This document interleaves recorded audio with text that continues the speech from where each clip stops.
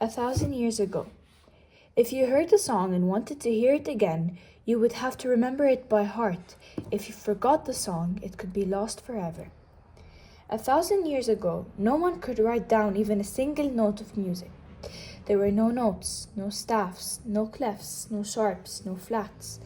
There was no written music at all. 1,000 years ago, in the city of Tuscany, Guido di Arezzo learned to sing by rote, like all the children in the choir. The choir master sang a song, and the children repeated the song they heard.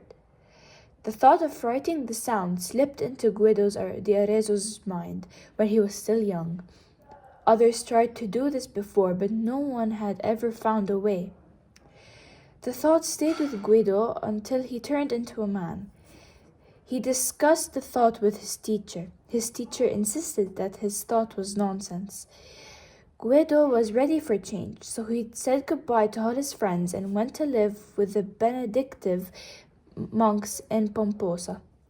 Again, Guido kept trying to explain how easy it would be if only music could be read like words in a book. Only Brother Michael was the only one who was intrigued in Guido's idea. Guido began to write on parchments with his quill and ink even before his thoughts were clear, and Brother Michael helped him. Bit by bit, Guido began to build his musical system, but how could he put all the pieces together in a way that someone else would be able to understand? Guido was about to give up, but Brother Michael kept encouraging him not to give up. When Guido had his epiphany,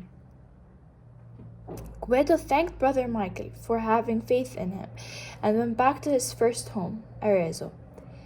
Teodaldo asked Guido to become the master of the children's choir. Guido said, "And I'll teach the children to read music. They will prove to everyone that it is possible." Teodaldo was confused, so Guido started explaining. "Look, pretend my fingers are lines. Don't look at my thumb."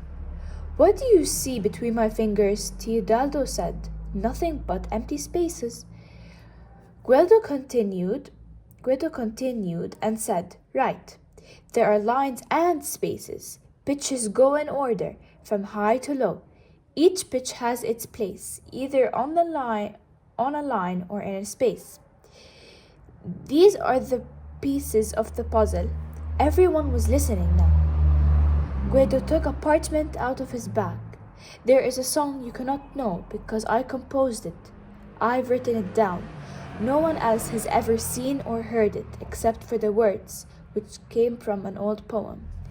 Remember that each line and space has its own unique pitch. All right, let me hear all of you sing it together." Teodaldo and the others read Guido's music. They sang his song. "I am Guido of Arezzo," and 1,000 years later, that is how he is still known. Guido's system of the lines and spaces developed into the same system for musical notation that we use today. Guido chose the do, original ut, re, mi, fa, sol, la syllables from the parts of the poem he set to a music 1,000 years ago. It is because Guido di Arezzo that we can hear Gregorian chant, the music of Bach, Beethoven, the blues, and all other music ever written. The end.